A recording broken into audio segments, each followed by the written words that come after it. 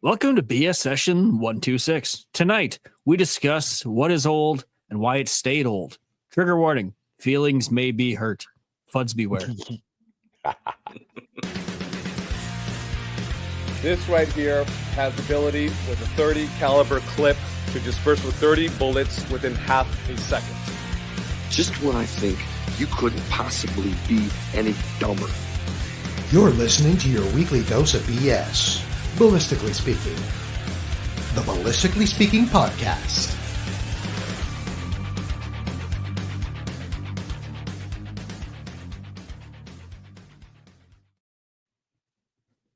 I think that might be the theme of the day is hurt feelings. Hurt feelings. You can't call people fuds. It's rude. I'm like, no, if you're a fud, you're a fud. It's about policing your own community. There's a whole room full of people up here that would have rather been called FUD today than what I called them. We're just missing a few letters off that the last two bits. Yeah, same first two letters. Variation of the last letters. Excellent. Well, we know how Kurt's day is going. Oh yeah. I'm okay. I ripped a garden in, so that'll be interesting. Excellent. How big is your garden? I'll be killing plants on an industrial scale. No, that's amateur. It's not good enough hour. to just, not just good enough to kill a ficus in my bathroom. Hey, you know what I planted this year? What? Nothing. I actually found seeds for a loofah plant. And is it one of them shower sponge things? Yeah. It's part of the gourd family. So I bought the goddamn things. And then I learned that it's got a 200-day grow season. So I don't think it's going to make it, but it'll be cool to see it grow anyway. I'm sure there's some shops that you get some lights, you can grow it in your basement. By no means do I have a desire to have a loofah, like the spongy thing that you clean yourself or your dishes with or whatever the hell. But I just want to see the plant grow. Yeah. Interesting. I have layers. Layers like an onion. Yukazi chimes in. Didn't realize he had FUDs up north. I don't know where north is, but there are definitely FUDs here. Are you kidding? We are like the home base of FUDs. I think so. Our FUDs are more FUD than American FUDs. Butt off. Hate me if you want, but it's true. Go to your local range and prove me wrong. Bender's here. I was thinking about him today. I can't remember exactly why, but I was thinking that he hasn't shown up on the show for a while. Good to see you. I was going to say, choose your next words carefully. Yeah, howdy bending. Got Gord Peterson hanging out there in the chat. Not like that. I need to remind you that I was fucking angry all day. All right. Well, should we get this going? Let's get some bills paid. Let's get into the topic. I'm excited. All right. BS Session 126 is brought to you, as always, by Callsign 66, Canada's best rifle training. Welcome to the Brotherhood. Book a course with them now at callsign66.ca and follow them on Instagram at callsign66. That's spelled out S-I-X. And on Facebook at C/6C/S66. Sorry. Yes. We're also brought to you by Ribstone Gunsmithing. Craftsmanship done right. Contact Oscar at ribstonegunsmithing.ca and breathe life back into any firearm. Oscar has a new book out titled Rust Bluing in the 21st Century. Find it on Amazon. And we're also brought to you by Mark Scopes Canada. The Dion Optical Design line of rifle scopes has a scope for all your hunting and shooting needs. Find Doug and Niza at markscopes.ca. And Apex Optics. When you buy Apex, precision comes standard. Check out all the fine competition rifle scopes, red dots, and binoculars at apexoptics.co. We're also brought to you by EM Precision Rifles in Vegreville, Alberta, building Canada's finest precision rifles. Find Shane and Steve on Facebook, Instagram, and on their website at emprifles.ca. And we're also brought to you by Bolt Action Coffee, bringing specialty coffee to the precision shooting world. Order coffee and merchandise at boltactioncoffee.com. And Odell Engineering. Pick up a Canuck shotgun or Bergera rifle from your local distributor and tell them Phil sent you. Look them up on Instagram, Flakebook, and on their website at odellengineeringltd.com.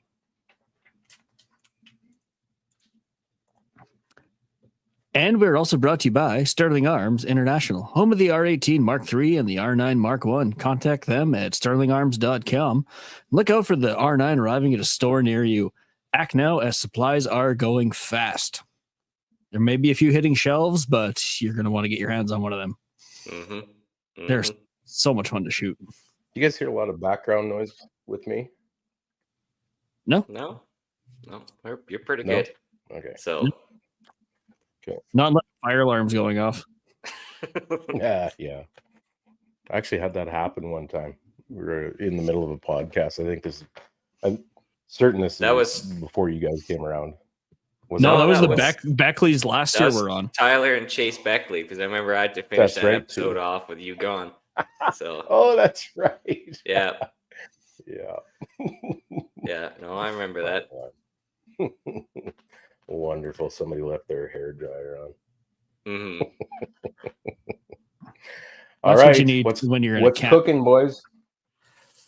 We're Sorry, I talking got about the delay again. No it worries. happens. We'll just give you a second before you respond. Mm-hmm. Yeah, that's not going to work. It'll be fine. No, I guess we should talk about Derek. You released the review for your Canuck Wrangler is more of a cinematic epic, I should say. Yeah, so if y'all haven't seen it on the BS YouTube channel, there is our latest video. If you look there, it's called The Canuck Wrangler Boss, a fictional survival story. So if you haven't already, go and watch it. But the gist of it is it follows a fictional me in which I am in the woods of northern Alberta. And the background of the story is that China actually invades Taiwan, but simultaneously invades southern BC by preemptive EMPs and landing craft hidden in cargo ships. And then just obviously shit hits the fan from there. And it's kind of left a little bit of illusion. And then it's kind of mentioned that essentially I bug out into the woods. And one of my rifles is the Canuck Wrangler Boss. And as I go through a day in my life surviving in the wilderness, I essentially review the rifle at the same time. So it's very cinematic. Yeah, I definitely took my time to get some good nature shots. It's kind of a blend of Survivor Man meets gun tube kind of vibe. So, and it was a all in all good time. Spent out some time in the woods shooting shit, and I can't complain. So, I mean, you completely derail China's invasion plans now. They got to redo it. Like some guy figured it out. We got to redo it. yeah, whoever. How did he know? The CCP agent that's watching this is probably tipped off the Chinese party intelligence that I've discovered their plans. So if I disappear for some reason, it's probably the Chinese. Oh, no, with C11, this will never get out there anyway. Yeah, there you go. It's very cinematic. You got some Northern Light shots in there. I really appreciate it. Yes, yeah, I got I was actually stumbling out drunk from the campfire to go to bed, and then I'm like, holy shit, man, those Northern Lights are good.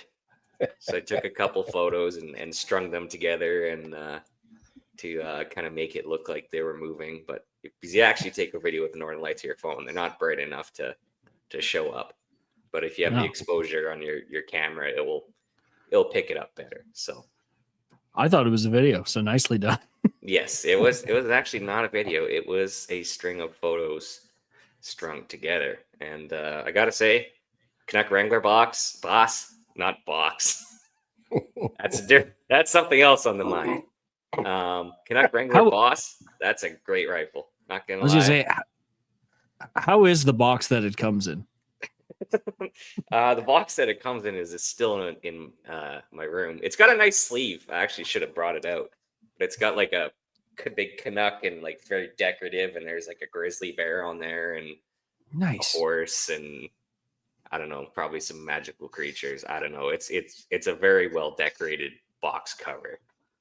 So Nice. So if you haven't seen it, go watch that video. You could cause me to. I'm a little bit jealous. You guys get to see the Northern Lights. Can't see shit in the sky in this area. Well, as long as you're not having shit physically rain down on you, you're probably doing better than some people. So,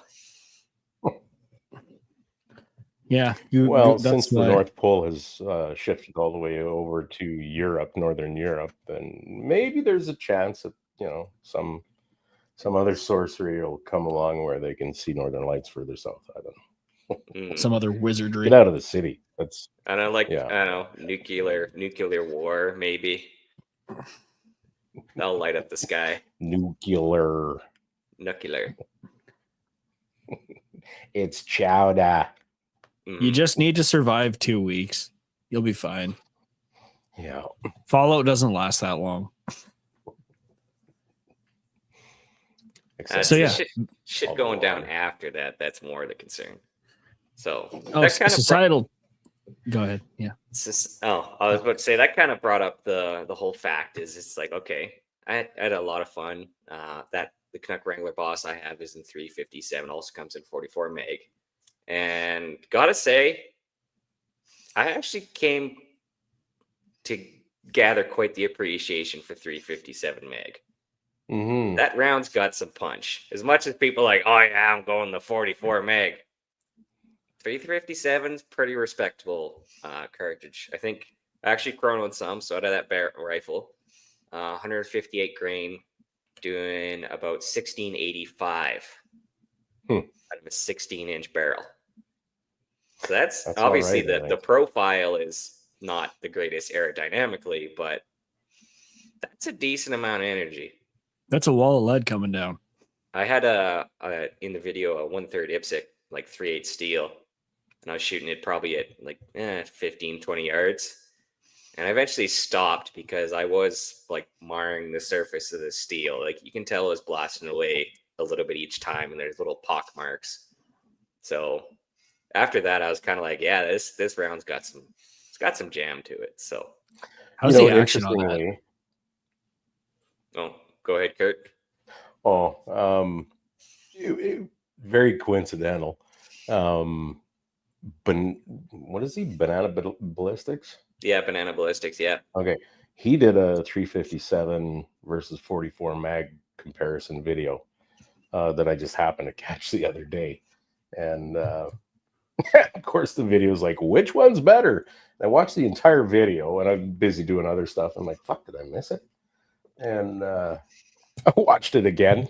And it never does give a, like, he does his usual shooting the wood block and the 10 and talks to his ballistic dummy and all that kind of stuff. And he posts speeds and penetration and stuff like that. There was no real clear winner between the two, I don't think. Mm-hmm. I think, the hell was it? I think the 44 penetrated a little more deeply, but I'm not sure. Mm-hmm. Did you... I'm sorry if I missed it, but did you use factory ammo or did you load? Factory ammo. That was a factory PMC. Okay, and what bullet is that? Is that like a partial jacket? What do they call them? That's it's technically a hunting bullet, so it has exposed lead top. Yeah, okay. I'm not sure what you call that, but yeah, there's a soft point. 3/16 exposed lead top, and then the jacket around. So it is a soft point bullet. So yeah, jacketed soft point. That's what it's called. Yeah. Okay. It's not one of those goofy, like same kind of construction, but a hollow point. No, it's flat top. I see. Yeah, I can't remember. Or you could try the newest evolution from Hornady, the FTX bullet. Interesting. What What's the cost difference, do you know, between a box of 44 mag and a box of 357 mag? I'm not sure on 44 Okay. meg, but I was picked up. The PMC was $45 a box, and Blazer was $50 a box. But that's For for a box 50. of 50. Okay. Box of Okay. 50. So, That's Jeez, better. that's not too bad. Yeah. oh, I got the throw. up You the could definitely profit. take a deer with a 357. I would say, You yeah. get it? You're Arch- within 50 yards. You could do a 357. Our archery range, iron sights, you could drop a deer with that, no problem. Mhm.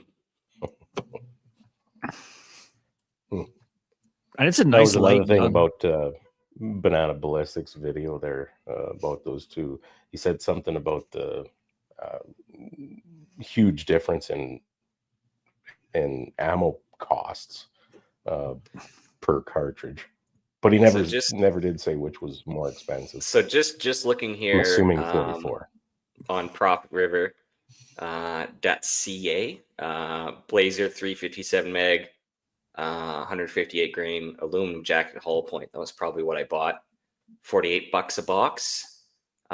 With the 44 meg, 240 grain jacketed hollow point, again 50 count, $76 a box. Oh my goodness, yeah. So that's quite the difference when it comes to cost. Mm-hmm. Also, with the Wrangler Boss and most 357s, you can shoot 38 special. Oh, right. So less recoil, and I think even cheaper on depending what you're getting. So you didn't try any though, eh? I did. Oh, you did. It ran well, cycled well. I didn't chrono that stuff, but Mm-hmm. quieter too, because that stuff was coming out subsonic. Right. So yeah, cool. Bending chimes in. I'll take a deer with a 44 special at a revolver. It's all about shot placement. No, handguns were never meant to hunt. That's why we can't hunt with them here. Shut up, Canadian. Kurt, do I need to send you a map and show you what country we're in? Yeah. I'm all for handgun hunting. I'm all for handgun hunting. You're like, there's no reason. I'm like, you tell me you can't take a deer with a 454? No, it's just archery that's loud. People shoot rifles, and you won't find me advocating for handgun hunting in Canada for the general population, I think. Oh, it's just gonna be our pel holders. Yeah.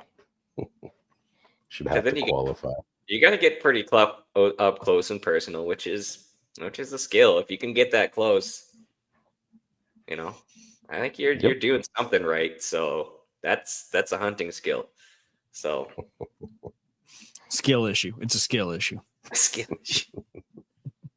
Hey, what's that rifle weigh? It's like 6.5 plus pounds, is it? I weighed it about 7 pounds. Oh, okay. Yeah. Okay. So nice. But it's got a really nice balance point. Like I lugged that all around all day with my tripod and camera, and it was very nice, very packable. Mm-hmm. So is it an angle eject or top? Top eject. It is, eh? Okay. So if you want to put an optic on, it's not the rifle for you. But if you want that classy, old school, big loop, color case hardened, sexy, the Boss is the way to go. It's the exact same like pattern in operation as the other Canuck models. So the Jurassic Classic, if you want to, throw a red dot or fixed power on top, or 1 to 8. So because those are side eject. So. Oh, is that right? Yeah. Okay. So. Groovy. All right. Topic for today. Mm-hmm. Yeah, we're talking about cartridges. Cartridges and a little bit into lever guns. So, I mean, we just talked about some here, but. Yeah. I'm at a bit of a disadvantage. I don't have my Cartridges of the World book here. Mm-hmm. You are the Cartridges of the World book.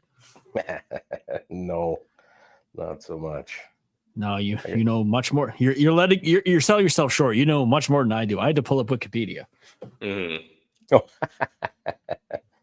I don't know. I just remember a few things, I guess, from the past. But I'm how do I say? I had quite a day. I'm not in the mood for research and shit. So, Oh, that's fine. I'll just. I need some So yoga. I conducted a highly unscientific poll on the Banyak Precision Instagram today, and I asked people what their favorite old cartridges are and why. Ooh, let's hear it. So we had first reply, old 30-06. Quoting the fact that, lots of variety for hand loading. You can take pretty much everything with it. And it's available in every goddamn store that sells ammo. True so enough. Fair on that one. History too, right? Yes. It went through an evolution as well. Mm-hmm. Started out as the did it start out as the 30-03?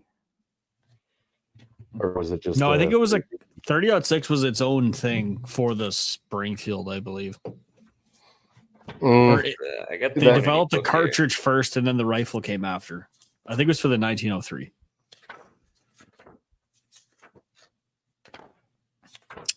Derek is flipping through the pages. Yeah, flipping through the pages. I got it right by the microphone, so you should be able to hear the flipping.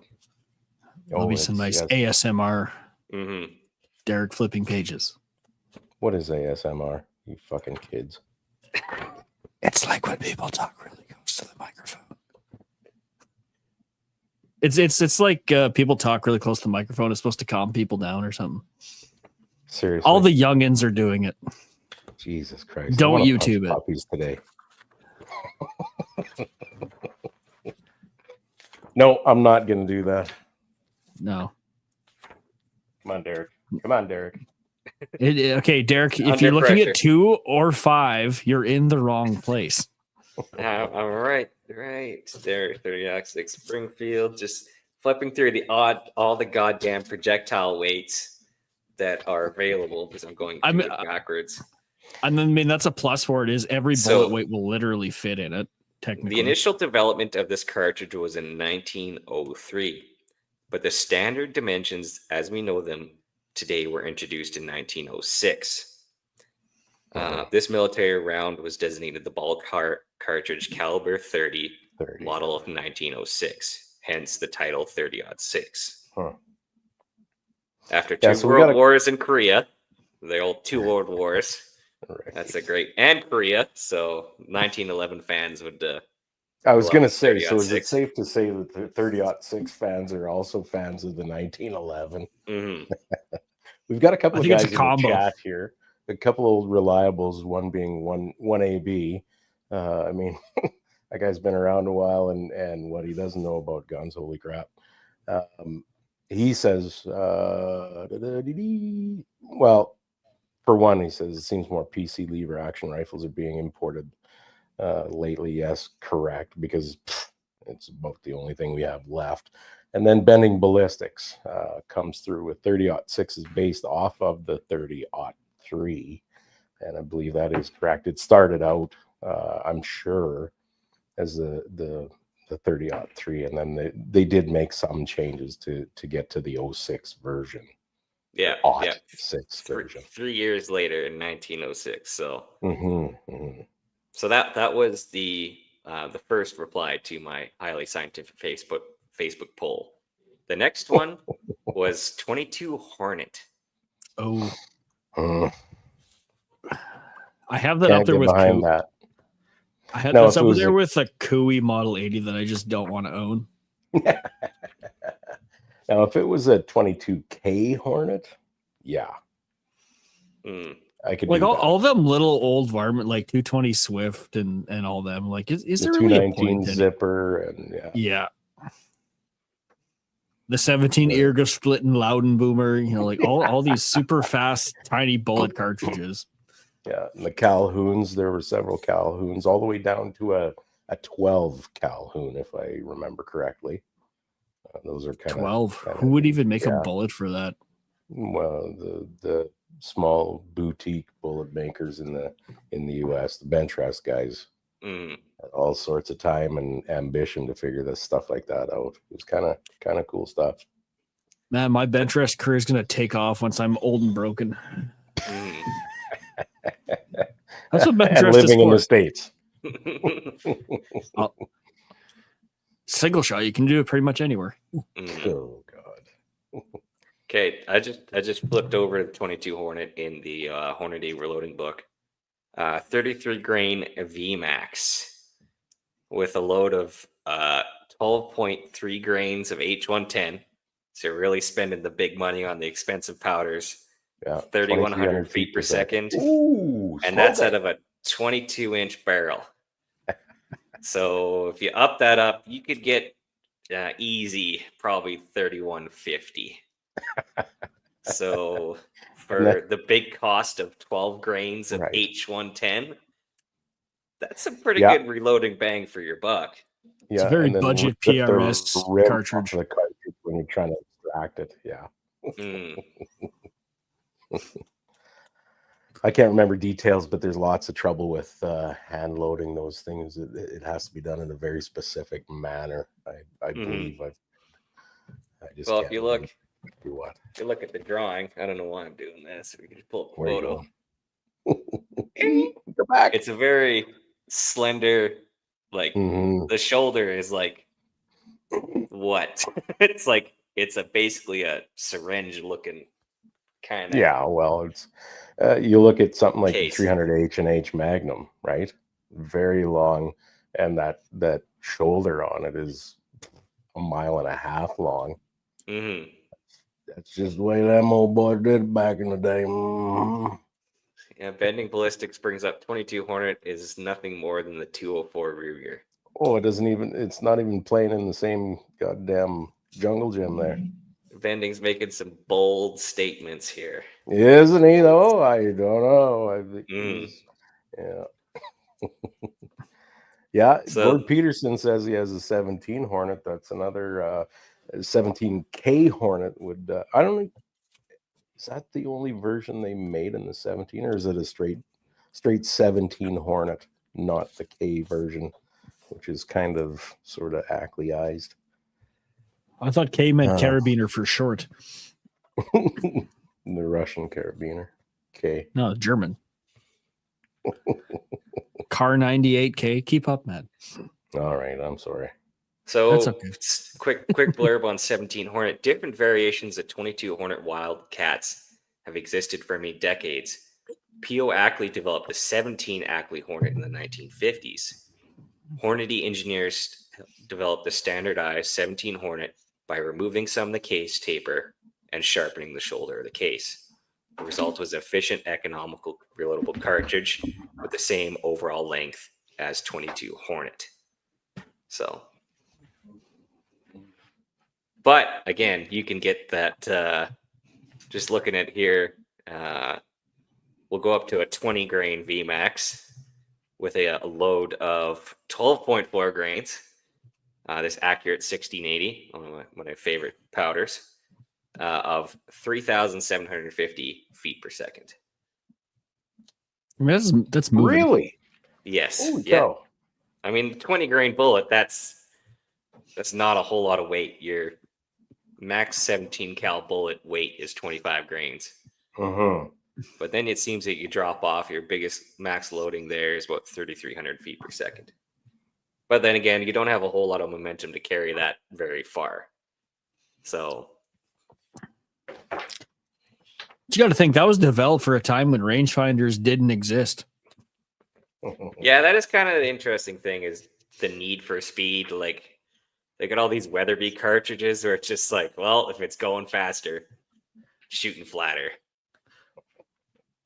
Like Weatherby must have been just sitting there when rangefinders were getting popular. Like crap, no one needs to shoot everything at 4,200 feet per second anymore. Yeah. Shoulder dislocator 9,000. All right, the next up on the replies to my post, the old 30-30, the classic. Technically, that was a military caliber. So dangerous. Wasn't that what the Pacific Northwest Watch got? Was like Savages in 303, in case the Japanese invaded in World War II in Vancouver. We're talking 30-30, Mike. That's what I mean. It was 30-30s. Yeah, you said 303. Sorry, instead of 303s, they got 30-30 Savages, I believe. I think there was an instance of that, like an isolated. It was a bunch of 50-year-olds like, you want to go drink beer and stare at the ocean all night? Okay. Oh, hell yeah, boy. Yes, boy. I mean, it was the other side of the ocean, I think.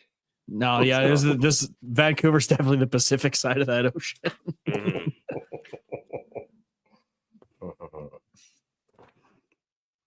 30-30. It's put more deer on the ground than an F-150.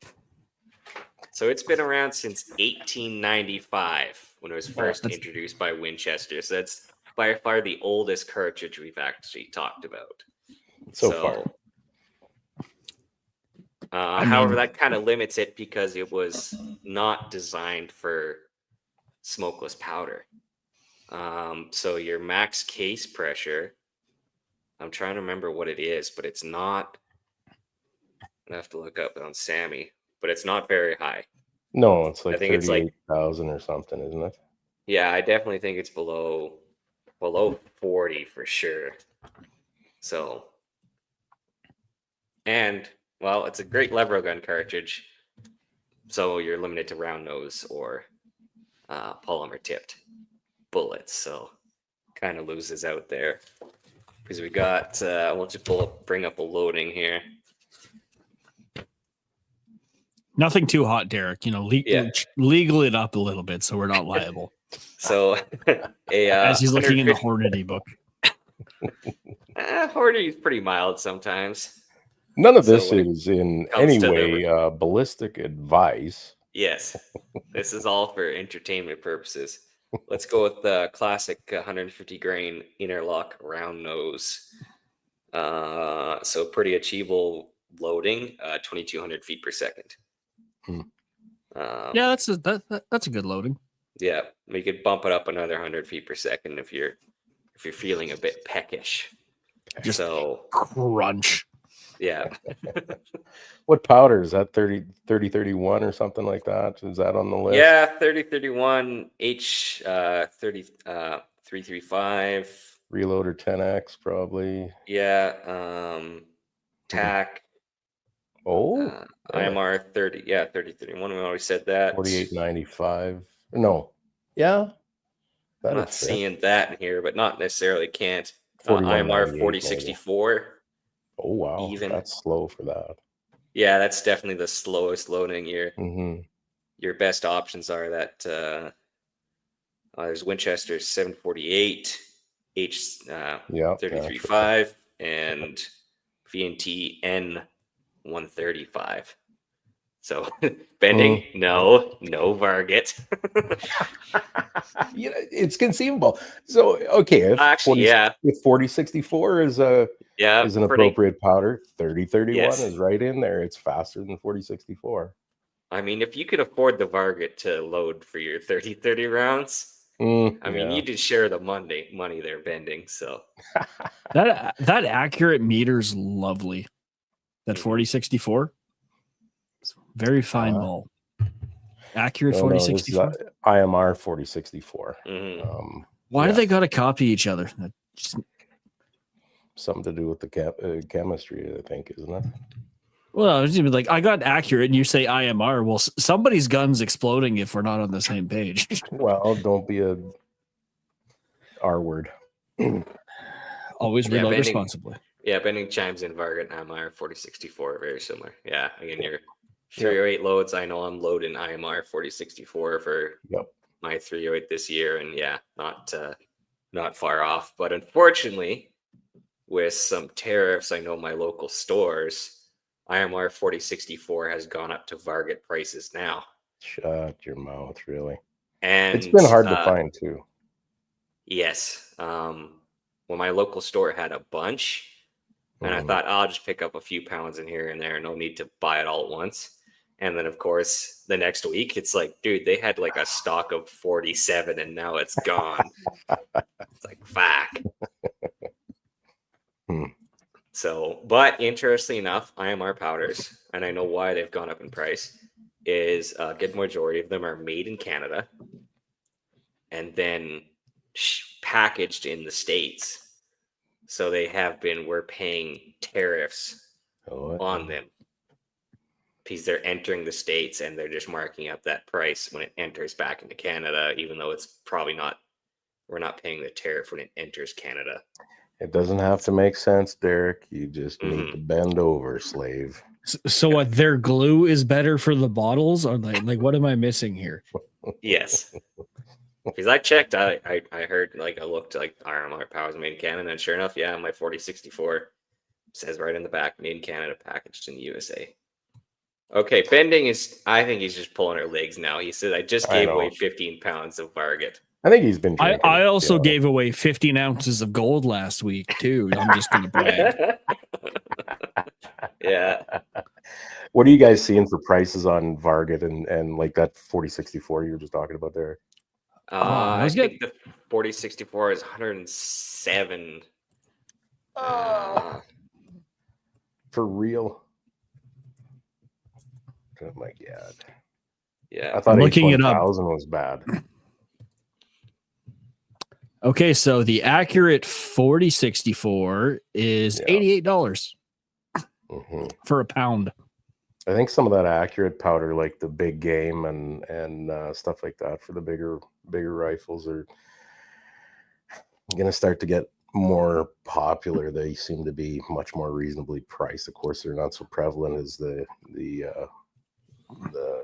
usual stuff, the Hodgdon and IMR. I just looked for, okay, so accurate 2460 is only $59.99. 2460, isn't that right in around that? I think it's around that Varget burn rate. Yeah. So that's reasonable. I'd pay that. Okay, the Vitavori powders are still reasonably priced too. Yeah, Vitavori definitely looking a lot more appealing here. The store I was referring to, I just looked on their website. They got Varget for $109.99 a pound, and the 4064 is, believe it or not, slightly more at $110.99 a pound. But that's kind of hard to digest when I was just buying it for, I think, $69 in another store. So I remember, short story here, when I back when I first started reloading, within the first couple of years I went to Wholesale Sports in Saskatoon, and what the hell did I grab? Grabbed a pound of Varget, and I was having a chat with one of the guys behind the gun counter, and he says, "What are you using that in?" And I can't remember what the heck I was using it in at the time, but he says, "Oh, you don't want that." I'm like, "Well, yeah, I do. Why not? Just grab some Winchester 748. It's a couple of bucks cheaper." Yeah, Varget at the time was $24.99 a pound. 748 was 22 something. Look what they've taken from us. I know. Yeah, my ballistic soul. Yeah, well, there's two things you should have bought a while back: Bitcoin and powder. Yeah, and primers. Yeah, primers. Oh, they're getting better availability on primers. Large rifle are still kind of the most elusive, at least from what I've seen. I can find magnums, I can find small rifle, pistol. It's just those large rifles still seem to be on and off, here and then gone, kind of. I can find them. I'm not willing to pay what they want. I've been meaning to get a hold of some of that, some of the White River energetics powder. Energetics. Yeah. I just haven't gotten around to going to North Pro Sports and grabbing some. I know they typically lately they've had some stock, but I want to try them out as an alternative. I'm fairly well stocked still, so I'm not terribly worried. But it's nice to have options all the time, right? Yeah. Yeah. Yeah. Profit River's got them right now, 100 for $17. Yeah, it's on the broader scale. That's large rifle, right? Yeah, that's large rifle. Yeah, it's not so bad, I guess. God, reminds me of my father all the time. Typical Canadian, gas prices go up, fertilizer prices go up, whatever. Well, could be worse. Yeah, it fucking got there. Yeah, we are at worse. All right. The next cartridge on the reply list was 375 H&H. Mm-hmm. The big boy. You know what? 375 and damn near anything. Honestly. Mm-hmm. I could see that tickling the rooster's brain right there. Oh, amen, brother. Mm-hmm. There was a gunsmith way back that his custom thing kind of thing was he would take a 338 Winchester mag and neck it up to 375, and he sold a bunch of guns like that around there. And I'm telling you, what a wallop. Oscar with Ribstone Gunsmithing is a lifelong 375 H&H fan. He says it's his gopher gun. What a maniac. 22 Hornet, 375 H&H. Right. Well, he also shoots like thousands of rounds a year of 17 Mach 2 at Gophers. So like he is the two-legged walking full spectrum. 375, because when you want your shoulder to feel just like the animal you just shot. Yeah. What's kind of neat about that is, you can get jacketed bullets. Kind of typical weight for 375 is around the 350, 375 grain bullet, right? I'm not sure what you can get up to with a jacketed bullet, but cast is also, or it used to also be a pretty prevalent thing with 375 H&H.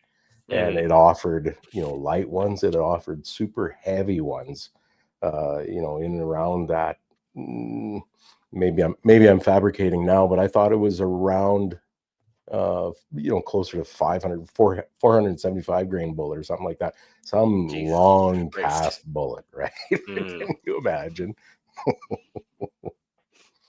I suppose if a guy knew what he was doing, especially those old casters doing that kind of stuff, you'd probably burn black powder in it too if a guy was so inclined. Yeah. It is kind of a neat cartridge for sure. Lots of number ones out there. Ruger number ones in 375 H&H. Man, that is a classy rifle and a whole lot of fuck you. And I am a fan. Yeah. Introduced by the London firm of Holland & Holland in 1912. So well over 100 years. And of course, like the African game rifle too. And it's the safari caliber. Yeah, the safari the starting caliber. Yeah. Yeah, that's minimum in a lot of countries there. I think still, isn't it? I don't know. So. I haven't been on a safari. If you would like to sponsor our safari, please email us at info@bspodcast.ca. Yes. Yeah. Be the first. Get in on the ground floor. Get in, yeah.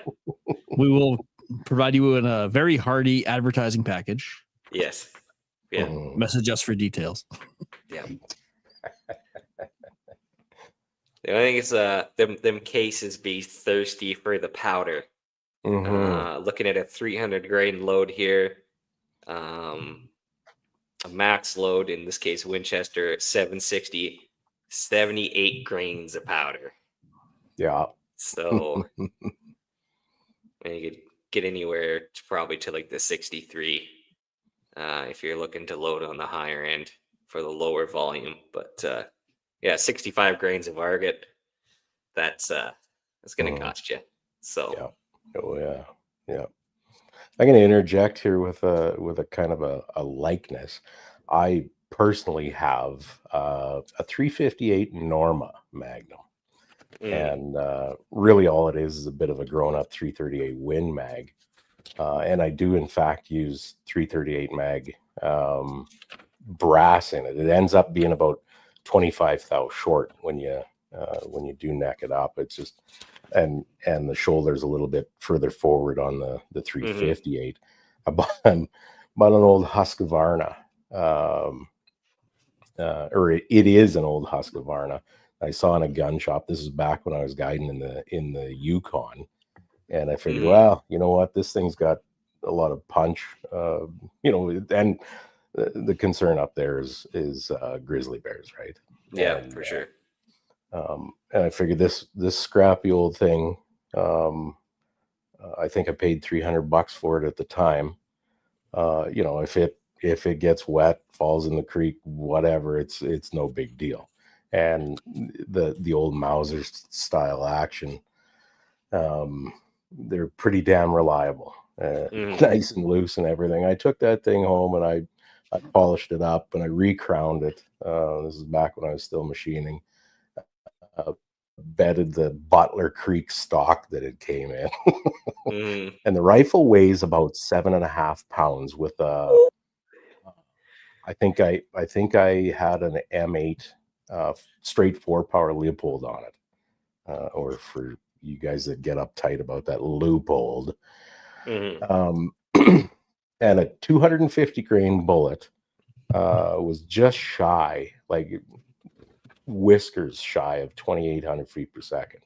250 grain bullets. That son of a gun would punch. So with those 250s, I managed to get it shooting just over an inch and an eighth or something like that, reliably.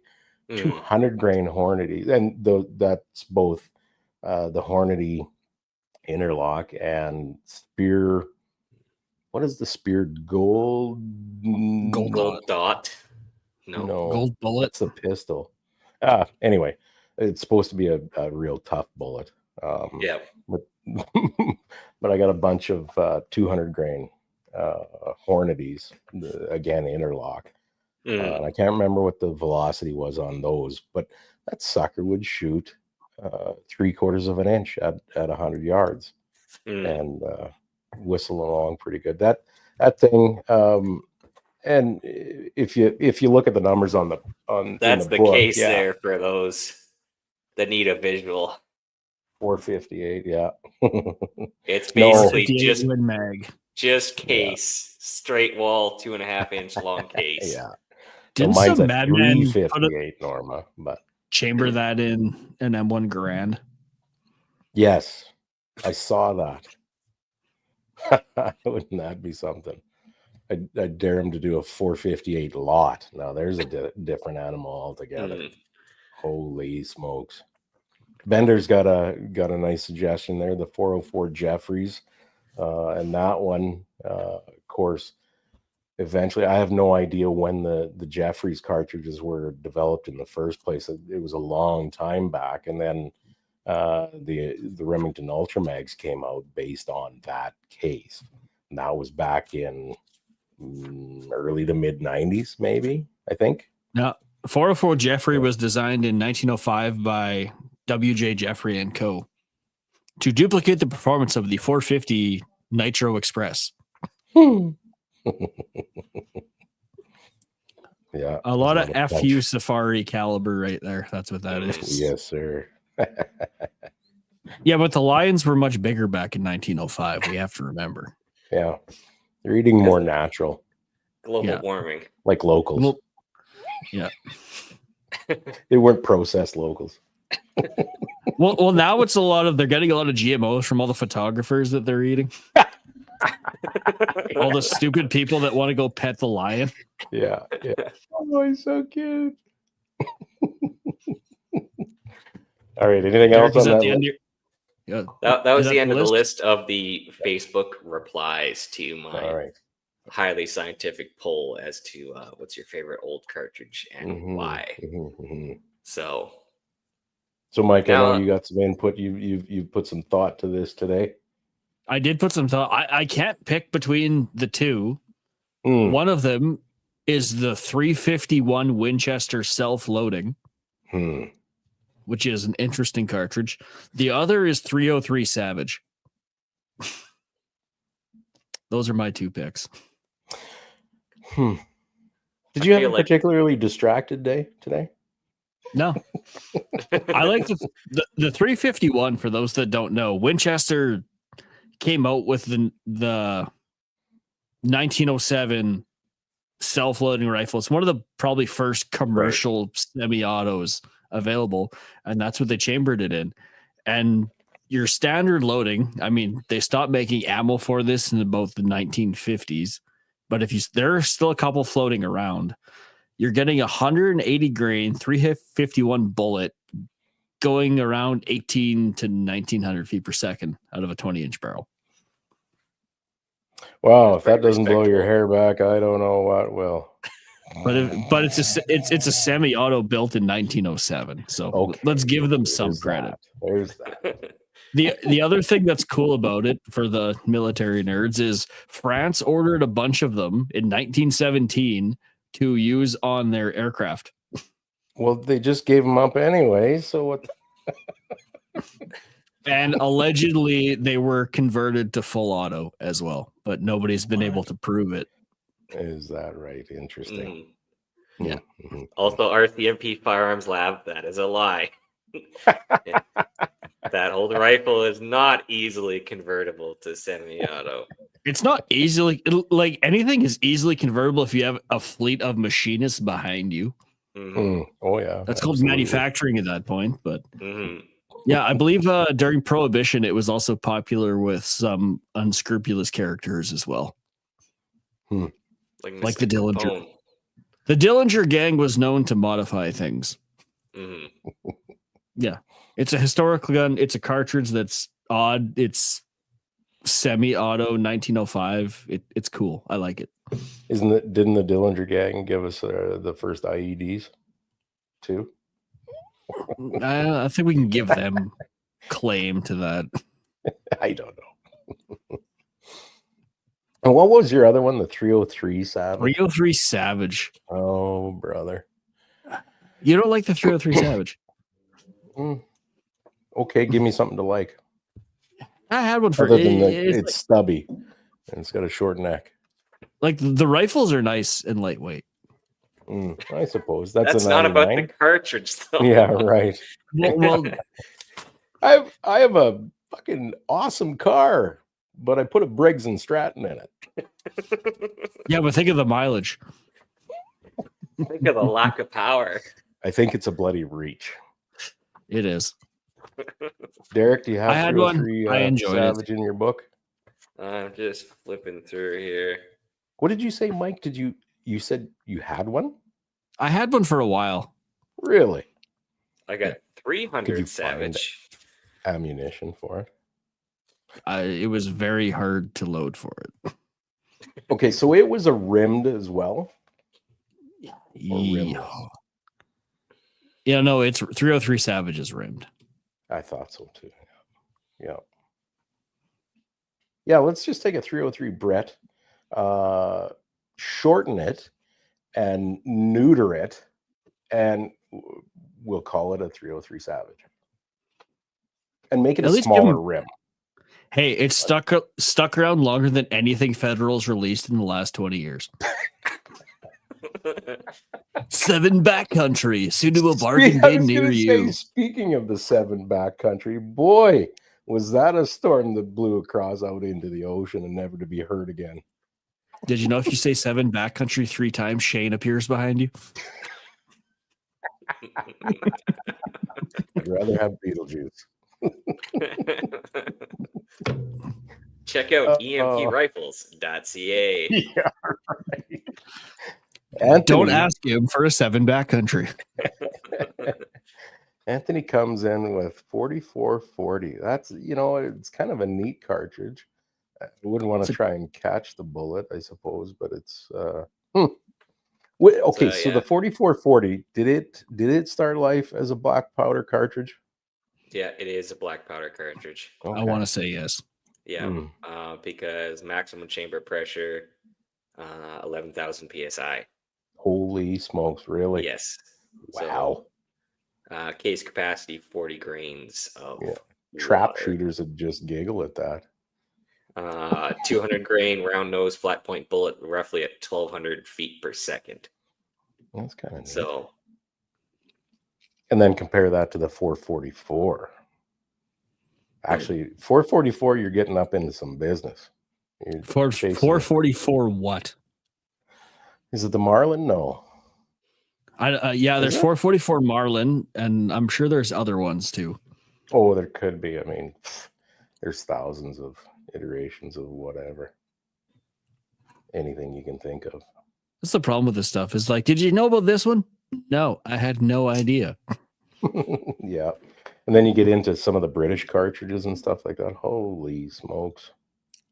It's too bad. Britain used to have like one of the greatest gun industries, and it's just kind of petered into really fancy over-unders. Yeah, speaking of neutering. Hey, they can have suppressors. We have no room to talk. Yeah. There's 7 suppressors in the entire country. No, like everyone's shooting suppressed in the UK. France, it's mandatory. Yeah, Europe actually has some gun laws that what don't gun laws suck. like in the UK? They're big on shotguns because that's all you can have. And then the odd rifle. You know, their deer are the size of a small dog, though. Well, yeah. Saying that there are places in Europe that actually have some good laws is like, I don't know. No, I said some of the laws don't suck. Some of the laws don't suck. I didn't say the laws are great. I said some of the laws compared to ours don't suck. As a whole, they're probably worse off. But like, if you cherry pick from each country, you get a pretty groovy list going. Shit apples, all I'm Randy. saying. All right, Eric, you were saying. All right, so I had prepared my cartridge, my oldie cartridge talk, because this one's seen a little bit of a resurgence. So my cartridge is the 35 Whelen or Whalen. Whalen. I like Whalen because it sounds like you're just like beating something. Like, yeah, I was just wailing on the throttle or like beating them. So 35 Whelen, it was initially designed in the pursuit of kind of an African game rifle. So the man that really put hands on in designing it was Mr. James Howe. He's the guy that actually made the first reamers and dies. So he's more technical end, so I'm giving credit to him. The story goes there's kind of a collaboration between Colonel Townsend Whalen, which sounds like a guy that would wear a suit and have a really big handlebar mustache and be an interesting guy to talk to. He was an officer at the Frankfurt Arsenal. And I'm sure there's like some actual historical significance to that, not just reloading tools, but it might have obviously evolved to what they're two Frankfurt different Arsenal things is today. Yeah. It's like Springfield Armory for the US back in the day and New Springfield Armory are not related at all. Unrelated, yeah. Yes. Might be inspired by. In the spirit of. Yeah. So it was Colonel Townsend went when he was in the Army from 1902 to 1936. And he was an early and influential writer on guns and hunting. He wrote like over 2,000 articles for Field and Stream, Guns and Ammo. So he was kind of one of the original American rifle and hunting writers. He was a big fan of the 1903 Springfield and obviously the 30-06. So what is the 35 Whelen? Well, it's a 30-06 necked up to a 358 cal bullet. Pretty easy. Obviously, everyone's been tweaking the 30-06, every variation of it. First one was made in 1922, so over 100 years old. At the time, it was popular to rebarrel Mauser and Springfield actions because that's the same bolt space, same action length. Peel that barrel off, screw one on, and you're good to go. It's kind of been dubbed the poor man's Magnum because, again, you're not using Magnum bolt face, not using a Magnum action. still essentially, but you're gaining into the medium bore kind of class of things. Mhm. So it doesn't quite have the dangerous game capabilities, but pretty much it's up there with everything else below that. In 1988, Remington picked it up again, and that's when it got SAMI specified. So kind of had a resurgence there. I think the general theory behind it is like, well, let's put more bullet in that 30-06, which I mean to me makes sense. You got 50 more thou than 30 cal, so that's like 35% more frontal area.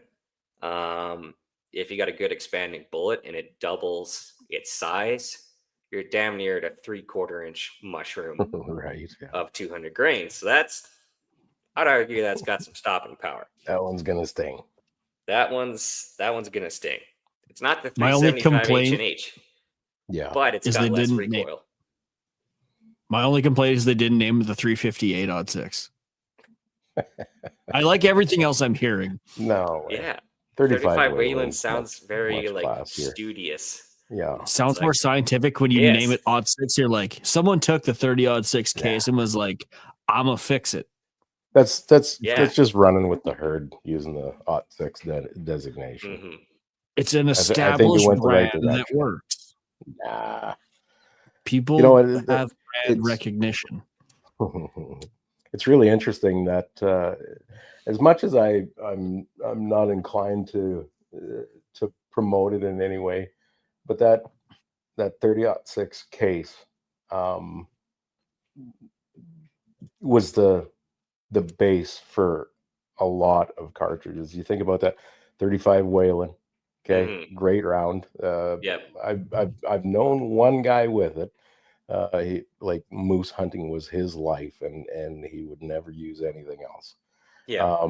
Back a long time ago, I haven't thought about this in decades, but I remember being somewhat enamored by a 338-06 or a 338-06, which eventually was picked up and called the 338-06 A square.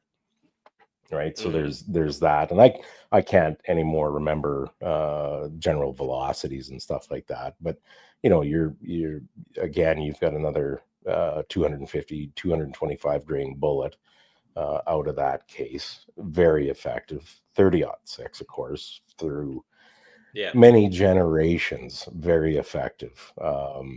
And the 280, and of course the 280 Ackley spin-off of that. Was based off of that. The 270, and I don't want to talk about the 270. There's a lot of 270 lovers out there, but I can't stand it because it does nothing. I have a 280 I have for many years. It's great. The 270, it's just it just doesn't even make a blip on my heart monitor. 25-06, 65-06, another very, very popular one. You know, it's pretty considerable what's come out of that case. Yeah. See, my thing with the 30-06 is like, you got this long case. It's like, yeah, you can neck it down, but I feel like, you know, we've kind of figured out that you can accomplish some good stuff with a shorter case with a neck down bullet. I feel like where it really shines is like, let's use that case capacity to shove something bigger. In that case, in say for example, 35 Whalen, we'll compare essentially 200 grain in a 30-06. So Hornady's manual for 30-06, 200 grain ELDX, pushing 2650 out of a 24-inch barrel. 100%.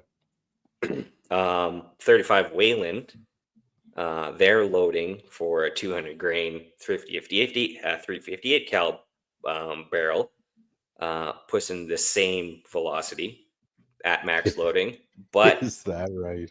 In a 2-inch shorter barrel. So a little bit of an edge. However, doing a little bit more research, Hornady's super performance which is a 200 grain interlock bullet. They have that, according to box data, doing 2910 out of a 24-inch barrel. Ooh. So if you're comparing the higher end of projectiles out of that 30-06 case, the 35 Wayland can do some punch. Wow. So that's about 3,760 foot-pounds at the muzzle. About 2,000 at 2,000 feet per second at 300 yards, and 1,778 foot-pounds retained energy at that distance. You can get some Remington core locks. They claim 200 grain, 265 feet per second.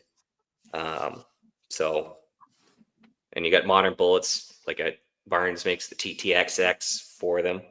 So you got a pretty capable, essentially large game round, I think. And also, interesting enough, now more modern chambering's coming back, notably CVA. The Cascade just released for this year in 35 Wayland, and the Scout has been out for a number of years now. That's cool. In 35 Wayland. Yeah. Well, Winchester's kind of done that too. They'll bring back old cartridges for like in their wall hangers and stuff like that. They'll just randomly do it. Some of this is driven by, again, like state laws. So I think it's Louisiana and a few other states. Anything above 35 cal in an older cartridge or even a newer cartridge is considered a primitive weapon. So, well, isn't that how the what was it? The 350 Legend, 350 and 400 Legend. I think it's in like the Northeast. I want to say like Pennsylvania area. Yes, you have to hunt with a straight wall cartridge. So Winchester basically said, "Hey, we made the 351 and the 401 WSL in the like early 1900s. Right. Let's just slightly rip off our own design and reintroduce it." Yeah. Well, you can, and Bender would probably know about that too, like the state laws. I'm just that is why, and also you can chamber 350 Legend in an AR, which is, believe it or not, a hunting rifle. For those that don't know, you can hunt with it. Every rifle's a hunting rifle if you're brave enough. Oh, yeah. I would hunt geese with a 20 mil Bofors if I was allowed. Sorry, 20 mil Orlikin or a 40 mil Bofors. The geese are dead if the field is gone. So yeah. Should we address they're flying higher every year. Yeah, so that's kind of my cartridge of choice for the old timey cartridges, and gotta say I found it a while back, and I think it's going to be the next one on the rifle list is the 35 Wayland. Really? So, yeah. Actually, also Ackley. Well, no, there's not an Ackley improved, but there is an improved version. So there's one on Gun Post right now. I think it's P14 Enfield action for about $900. Yeah. So, boo. Not a fan of the P14 action. Not at all. Not unless I want to, do arm curls or some stupid thing. Yeah, I think I might go with the CVA Scout. Profit Rivers got him for like $700. So I gotta love this. You could cause these in chat. It was every machine is a smoke machine if you use it wrong enough. Can attest. It's all fun and games, so the magic escapes. Yep. Yeah. Anthony's got it. Yeah. You cannot put that genie back in the bottle when you see magic smoke. That is a one and done deal, usually. Yeah. Especially on a 600 volt bucket. Not good. Yeah, that's not a good not a good situation. Should we address you or Bender's latest comment here? About 200 again. I think we have to smoke out of something. Oh, Yeah, hold on. Bending Ballistics says 250 Savage is the best all-around vintage round created. It's taken more critters than 308 ever thought about taking. Now, I don't know. I know what part of the country he lives in. Maybe things are different down there. Yeah, 250 Savage is cool, has a cool history. I think they were kind of cheaters when they got to the 3,000 feet per second with the 87 grain bullet. However, that history sticks with it, but and it has a lot of attributes. Taking more game than the 308. I'm not sure where you're getting your data, but I would contest that. That's a bold claim, Cotton. Let's see if it pays off. Yeah.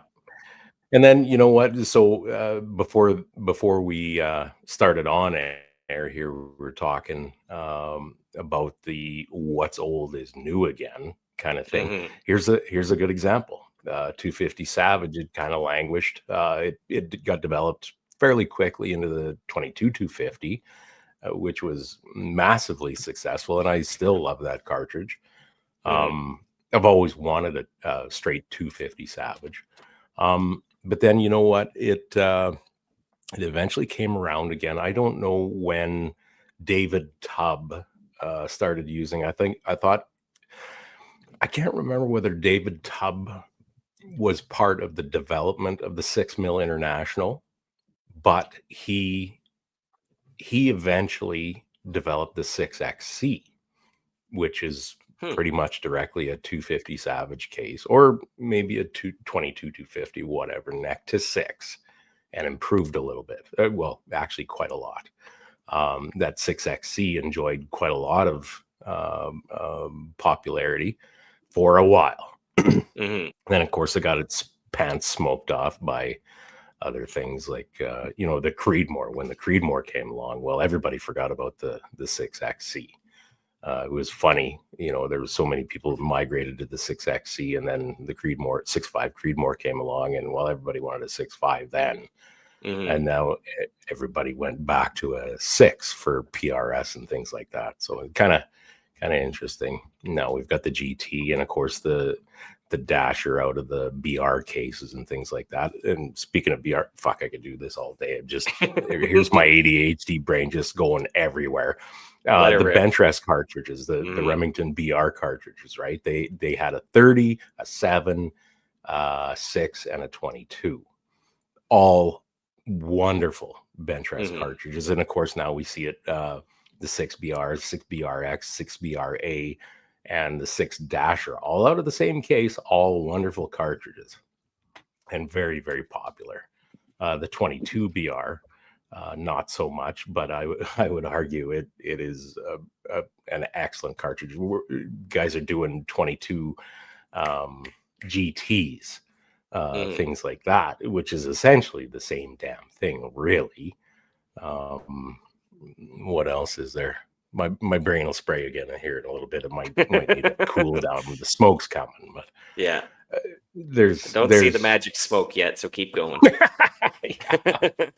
But man, there's so much, and the old is new again, full circle. There's so much to be said about that. Like somebody, I can't remember who it was. Maybe it was Anthony. No, he was the 4440, but the 404 Jeffries, that was Bending Ballistics suggested that. I really think that was kind of the start of that era of companies going, hey, you know what? Instead of coming out with strictly new stuff, there's old stuff that actually works, and maybe a few tweaks, we could make something wildly fantastic. And they did. When the Ultramags came out, soon to follow was the Winchester short mags. Then soon after that was the short action Ultramags.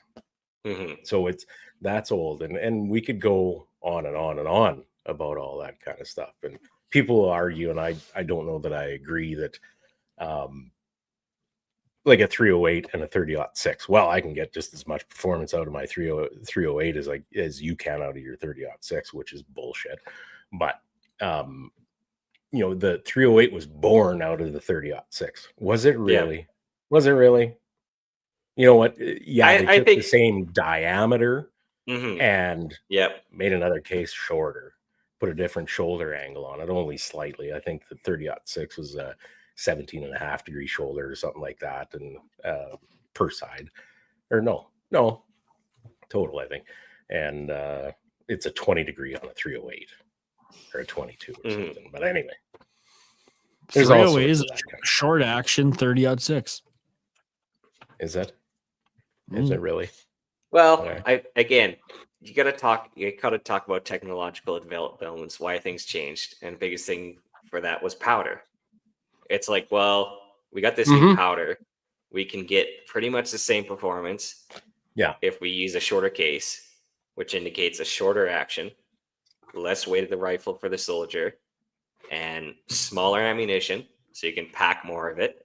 And it's got just about the same punch for less weight of both things logistically. So, again, being a military round, I derive from military operations and used in military operations. Logistics push the development. So, and the M60 is cooler than the 1917 Browning. Yeah, depends on how you look at it, I guess. Visually, with my eyes, the M60 is cooler. Okay. So it's called another thing. I love bacon. Another thing that just kind of popped in my head, something that's kind of unfortunate, is the 220 Swift. So unfortunate in that it was kind of overshadowed by the release of the 22-250, and it was rimmed. So it's kind of like, ooh, that's the ugly kid. I don't want to play with him. Really, it's a kid with glasses. But as far as I know, I think it was its very own case design. I don't think it was based on anything, unless it was the 257 Lee Navy or something like that, which was about that long. But I believe it was a 253,000 Savage neck down. No, I'm talking about the Swift, the 220 Swift. Oh no, yeah, 6 mil Navy. Sorry, the Swift is based on the semi-rimmed 6 mil Lee Navy case, neck down to a 22 degree caliber, with less body taper and a sharper shoulder. Man, the Wikipedia is strong tonight, isn't it? No, this holy is cow! Maybe I don't have dementia. All this stuff coming out of me now. Because of the bad publicity as a barrel burner, the popularity of the cartridge gradually faded. Or is it just because it was a rimmed cartridge? There's that too. Well, and you can get into talking about barrel steels and powders, like you say, Derek, and all that kind of stuff. But and gun people in many ways are like a bunch of fucking chickens. Hey, like they'll peck the ass of the other one until it dies, just cause. And like the whole barrel burning thing back in the the 60s and early 70s bench rest days. That's a barrel burner, so we're just gonna publicly kill it. Like that was their version back then of canceling someone, right? And so those guys that said, the 220 Swift is a barrel burner, probably most of them bought a goddamn 22-250. Yes. Tell me, please, that it's way better. No, not a chance. Wait, the original factory load of the 220 Swift from Winchester was a 48 grain bullet at 4,100 feet per second.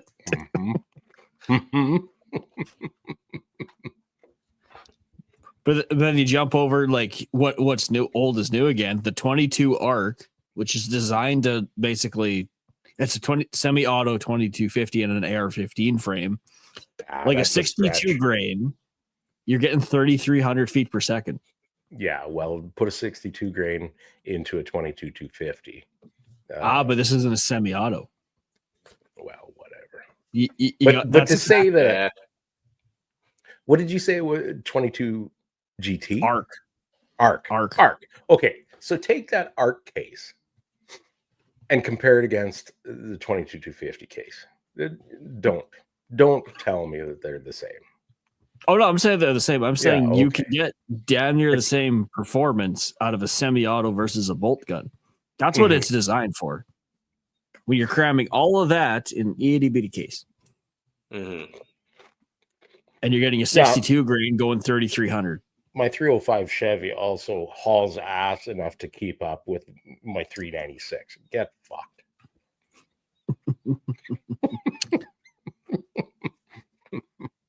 I gotta bring this up from Bending. Gun guys that always fuss about burning barrel cartridges have never once shot out a barrel. I gotta say, Bending sometimes he says the right things. He's got some gems in him for sure. Yeah, he's got some gems in him. Yeah, you can't say that straight across the board. I'm gonna need to call it Bending on this one. This is partially true. The 22-250 does run in an AR10 platform. However, due to the taper of the case, most guys won't do it because you can't get more than 5 rounds to feed properly. Yeah, I could see that. I don't know. It does run. Yeah. Because back when the stags were out, I was thinking like, man, I could just get like a bunch of uppers and one gun and not have to spend all this money on bolt guns again. It was anyway. I would anyways, but it'd be convenient to just keep it in one spot. So go to here. where going backwards a little bit to rimmed cartridges. Okay, please say sharp. 45 120. we could talk about that too, but 45 basic. One that popped up recently that I've been wanting to get my hands on is Chiappa has came out with a big Badger. So, you know, we all know that Chiappa Little Badger, you know, 22 mag, 17 HMR. They finally smartened up and made a big Badger. Same, very much similar wireframe kind of design. However, 5.7. I don't think that's an offered caliber, but I know they offer 30-30. The 5.7, not as little Badger. 350 Legend and a 410 shotgun. Unfortunately, I wanted the 30-30, and quickly they disappeared because there wasn't a big order that got into Canada. But they did show up, and that would be the ultimate backpacking gun. And the reason for I know the 30-30 is being a break action. That rim is really easy to push on to extract. You and I have very different ideas of backpacking gun. my when I envision backpacking somewhere, it's usually in the bush, right? But I kind of sort of in my mind, sort of scenes of Predator come up. Yeah, that's more my speed in the bush, like mowing the whole fucking thing down. Fair enough. Gotta say, great backpacking gun, Canuck Wrangler boss. But, however, for ultimate lightweightness, like if you just want something really light, yeah, Chiappa Big Badger would fit that bill. It's basically how's the quality on those Chiappas? I've heard mixed things. None of them were, oh my god, this thing is awesome. I have not personally fondled one enough to form an opinion. So yeah, okay, yeah. But then again, they're obviously very budget friendly, so you know you got to keep that in mind. So you need to look up the Dark Mountain Arms stowaway rifle if you want to talk backpacking gun. Is that weird thing in 5.7? It is. Is that and it's only a left-hand bolt? Yes. That's why put it on the left side only? I'm going to develop something that will appeal to very few people and that will die quickly. Not as quick as 7 backcountry, but Federal, if you'd like to send me one, I'd love to review it. And then rebarrel. And prove no. I'd love to be proven wrong, Mhm. but I don't want to pay for it to be proven Yeah. wrong. Yeah. So it kind of Hmm. brings up the question. Obviously, cartridges. There's cartridges out there that our combined knowledge doesn't even know existed, that have long gone and died. The question kind of becomes: is there going to be a zombie cartridge in the future, or somebody's going to be digging through his grandpa's old reloading manuals and find something and say, you know what?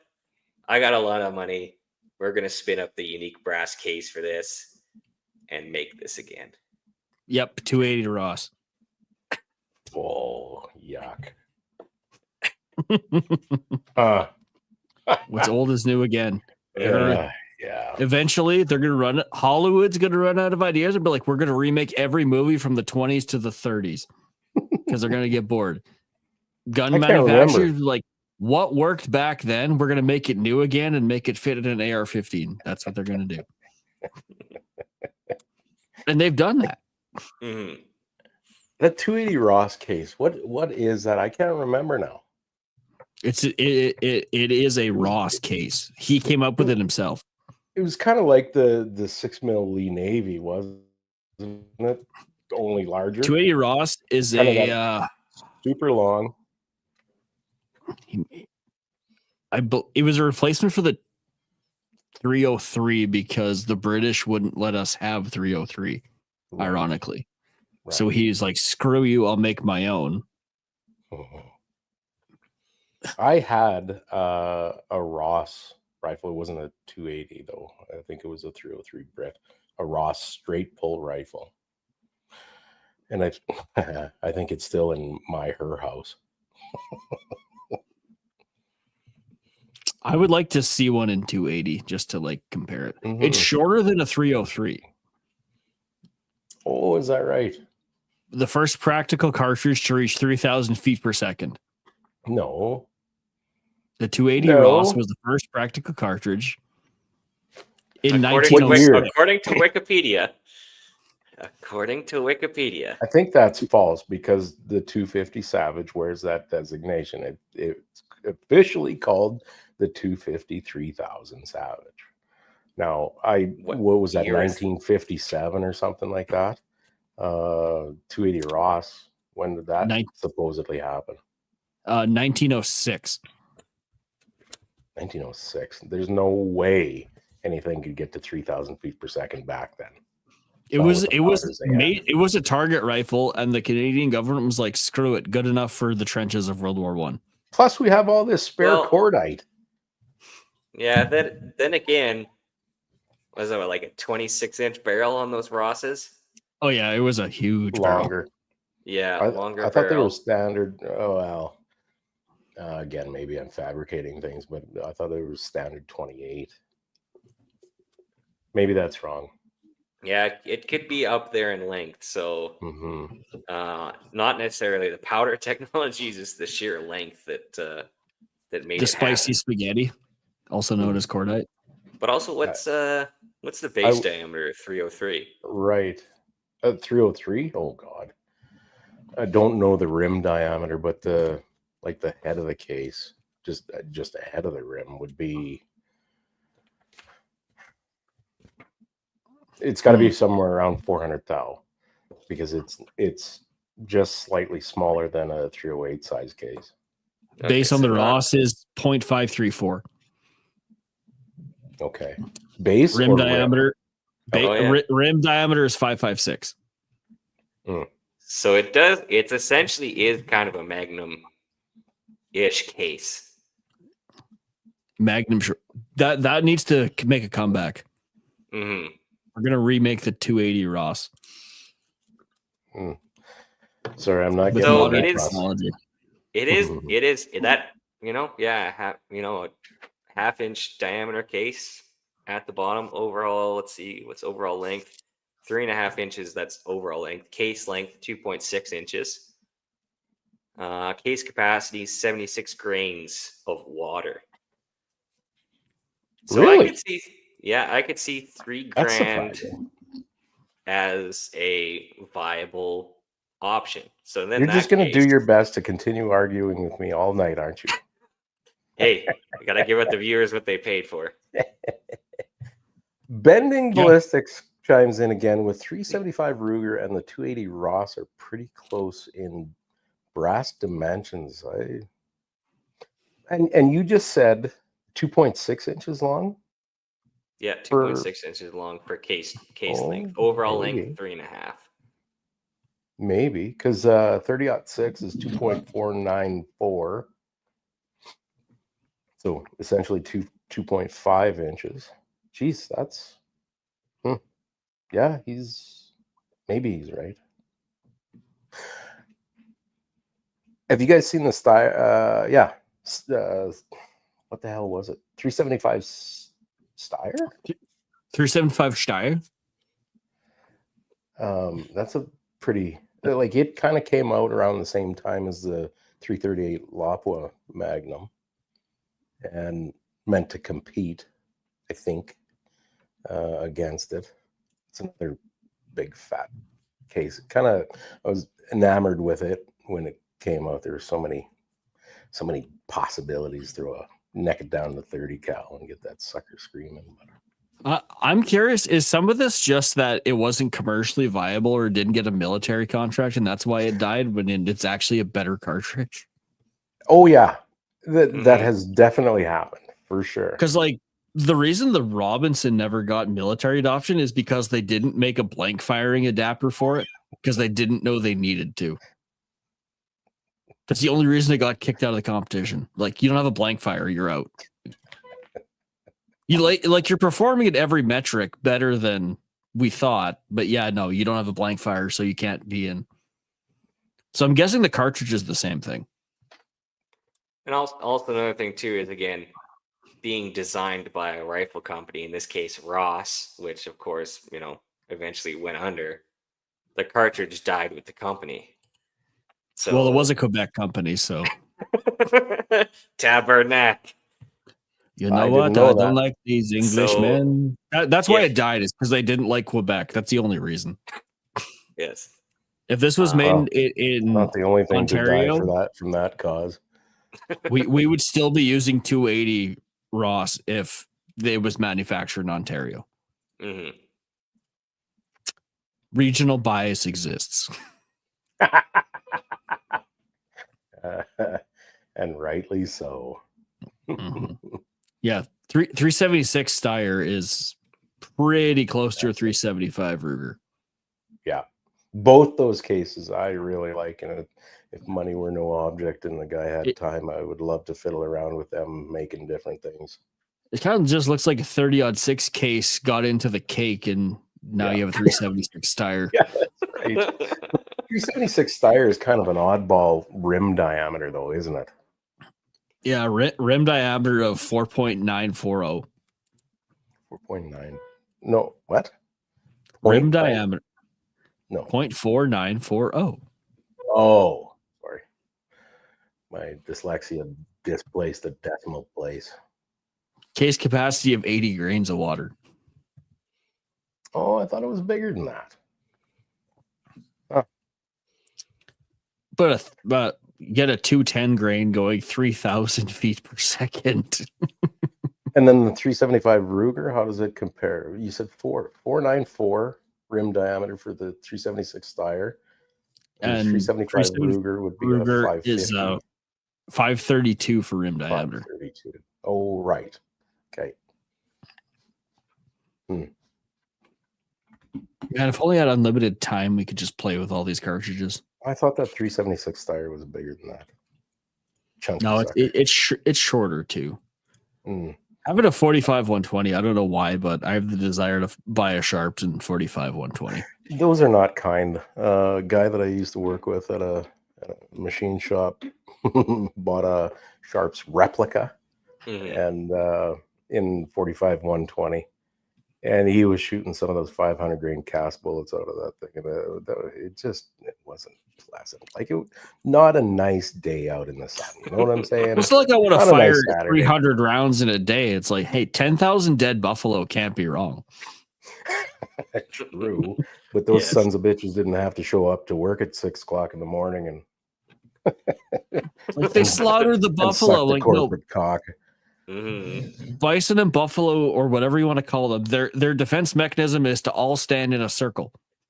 True. Works True. great with wolves who can't get in there. Not so good with guys who can shoot them from 200 yards. Why can't the corporate world work like that too? Hey, It's because they don't work for a living. They stare at a computer. AI is going to change half their jobs in like 10 years. I'm sorry, but that's the truth.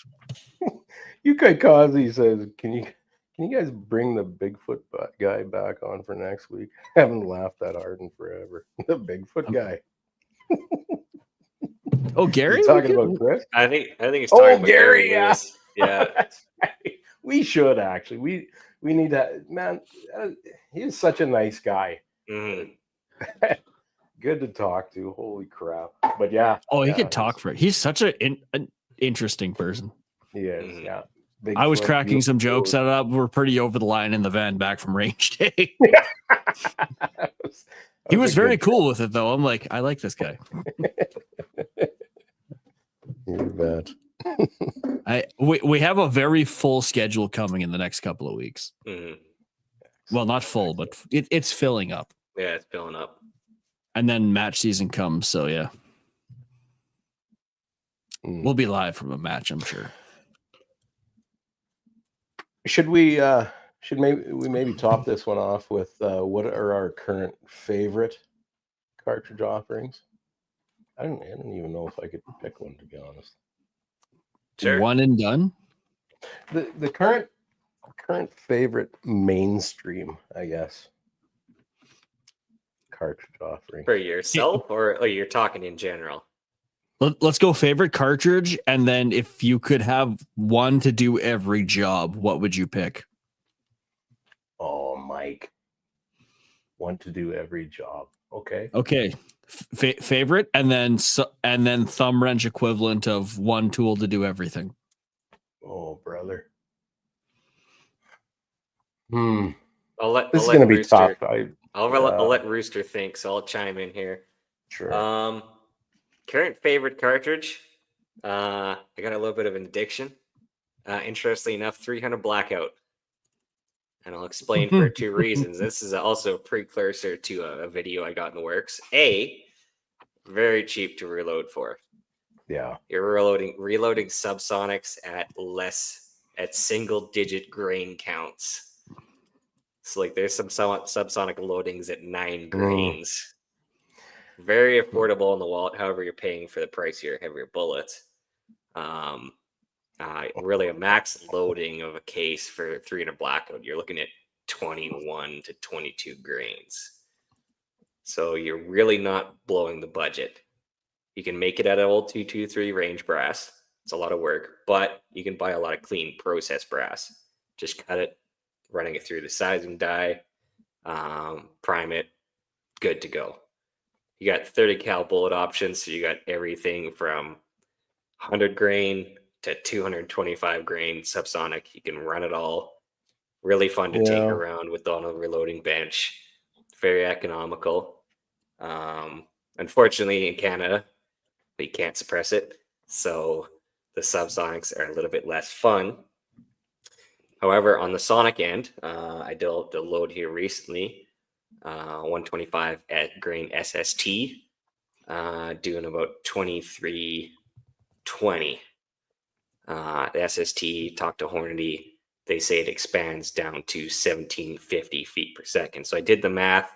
Yeah. That's a whitetail cartridge out to about 175 yards. I'd keep it under 125. Very light recoiling, very fun to shoot. Yeah. In terms of quantity too, like I got a standard hunter profile barrel on, and I've just kept putting mags in it. And I've gone through like 4 or 5 mags and I've touched the barrel and it's just starting to get warm. It's like, meh, whatever. Yeah. Yeah. It's like, beat me harder, daddy. Yeah, very, very indifferent. Barrel life is like, don't even worry about it because you're never going to burn through a 30 cal barrel with 300 Blackout. So wow. That's kind of also we have We've taken your 300 blackout to 500 yards. Yeah, that's with the subsonic loading. So I It did can be done. I did the Oh, I math. don't I think I'll run some 168 grain 30 cal bullets. It's kind of the peak maximum where you can get the best velocity with the best BC bullet for the best downrange ballistics, like in terms of drop, because I can get those up to, I think it's like 1,800 feet per second with accurate 1680. So those should be able to carry me out some distance. So a play around long distance kind of plinking around. Yeah. Hornady says 1850 possible with accurate 1680 for 168 grain bullets. So that's kind of my favorite round for now. If I were to choose a round to do it all, I'm kind of split between 308 and 6.5 PRC. I'd probably have to go with 308 though. Just because a little bit more variety. However, for match and hunting, I mean, they both have their merits, but I'd probably just go 308 just because it's a little bit easier on the wallet. You know, that is one of the toughest things, I think, in as a rifle lover. The thought of turning your back forever on the 308 Winchester. It works. Yep. Agreed. It is the original precision rifle cartridge. True enough. Mm. True enough. All right. Okay, Kurt, what is your answer to the question? Well, as usual, it's complicated. So there are several things. What's tickling your fancy right now? It doesn't have to be the top of the list, but you know. Okay, so what's been keeping Rooster up at night besides the idiots at work? Well, we're not going to talk about my hemorrhoids, but let's keep it ballistic. Yes, definitely. Let's keep it ballistic. And ballistic of a lead variety, not porcelain variety. So what I'm enamored with right now is the 25 by 47 improved that Yanzi developed or designed or whatever. We've got a couple of rifles spun up with that reamer, and sorry, Yanzi, this is a 6.32 by 47 Ackley improved Gurkey special Roadrunner. Anyway, TM. 100. Yeah, you know what? Both Jens and I had great experiences with the by 47 Lapua Ace. He's on his second 6 by 47. I have a 6.5 by 47. Wonderful case. I think that case makes a ton of sense. In fact, if I were inclined to do a 22 cal, like a 22-250 or whatever, I think I would stick with a 47 case and do a 22. With our 25, so because of those experiences, they're accurate, my God, and they're so well behaved. So very predictable. So when Berger came out with the 135 25 cal, I've always been a fan of the 25. I had a 25-06 years ago. Loved the damn thing. Never really got over selling it. So Jens came up with this design. A little bit of input from Steve at EM Precision and myself, because I'd already done the 6.5 Rooster, so I had a little bit of experience with the wildcatting thing. And you know what? That thing, Jens is getting just a hair over 2,900 feet per second in his rifle. In mine, it's a little bit slower. I think I want to say 2870, 2880, somewhere in that. Mm-hmm. area. That's just the difference between the two barrels, maybe. And I think we ended up at the same load, plus or minus a tenth or two of 4350. Mm-hmm. We've made very reliable hits out. I think we figured out 1.1 miles, 1760 or 1776. I can't remember what meters Mm-hmm. on a full size IPSC. We're more than pleased with that damn thing. Oh yeah, Um, that's hard to argue with. Absolutely. And of course, Mm-hmm. a close second to that, I guess, is my 6.5 Rooster. I had a 284 years ago. Again, a very well behaved cartridge. Wonderful as far as I'm concerned. I ended up taking that idea, shortening it up to right around 6.5 Creedmoor length. And I mean, the main driver behind me developing that or designing that case was all the 6.5 Creedmoor guys back in 2017. Oh yeah, they're the greatest thing ever, and I'm like, fuck you, I can come up with a design that beats that. And it was Mm-hmm. prior to the release of the The 6.5 PRC. PRC. Mm-hmm. So you know what, I'm quite pleased with the 6.5 Rooster. The 6.5 PRC checks every one of the same boxes I was looking at when I did my design, aside from the rim diameter. If the 6.5 PRC had been out at that time, I likely wouldn't have gone ahead with the 6.5 Rooster design. So anyway, Mm-hmm. I'm very pleased with that. So my do everything, if I had one to do everything, that might surprise you a little bit. I do have some experience with it, and I do love it, aside from the belt, but I can live with it. And that's simply from a hand loading perspective. Once Yeah, you for load those sure. cases several times, it tends to push that brass down against the front of that shoulder, and you run into trouble with chambering. Now you can get away with it for a little while by taking a file and just taking a sliver off that front when it gets to that point, but that case doesn't last very long after that. The 338 Win Mag. To be honest, if Hmm. I had one to do everything, 338 Win Mag, 225 grain bullet, probably like a partition or something like that. If I had to Yeah. narrow it down that far. Mm-hmm. Yeah. Yep, yep, Long yep, yep. distance capable. Take Ish, any yep. kind of game in North America. 100%, man. Yeah. Yep, you bet. All right, Mike. Okay, so the cartridge that I currently just love to no end, 300 PRC. I was thinking about this earlier. Sorry to interrupt, but Mm-hmm. the advantage of a Oh, no, 300 give her PRC over a 300 Win Mag, other than the belt, really, 12% more case capacity and no belt. is it? I'd say throating too. The 300 PRC is throated for those longer bullets.